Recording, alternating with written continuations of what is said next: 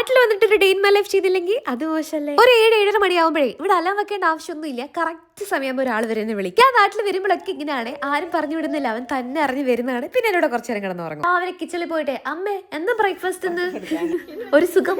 പിന്നെ അമ്മമ്മേനോട് കുറച്ചു നേരം കാര്യം പറയും.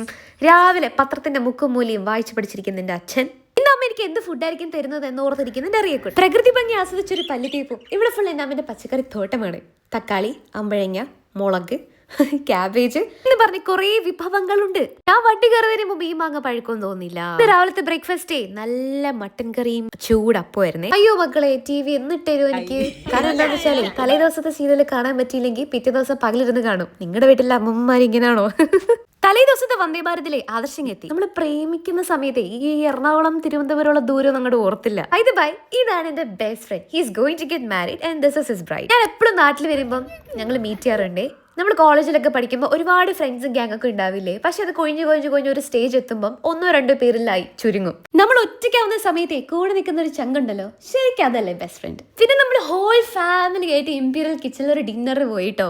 എന്റെ അമ്മ, അച്ഛൻ, വലിയച്ഛൻ, അനിയന്മാര്, ചേട്ടൻ, കൊച്ചുമക്കളുടെ ഇടയിൽ ഇരിക്കുന്ന അമ്മമ്മ, ഇനി ഇത് വേണല്ലേ? എനിക്കാണെങ്കിൽ നാട്ടിൽ വന്നപ്പോ തൊട്ട് എന്റെ മനസ്സിൽ കഥകളൊന്നും വരുന്നേ ഇല്ല. എന്തായാലും ഇന്നത്തെ ദിവസം അടിപൊളിയായിരുന്നു.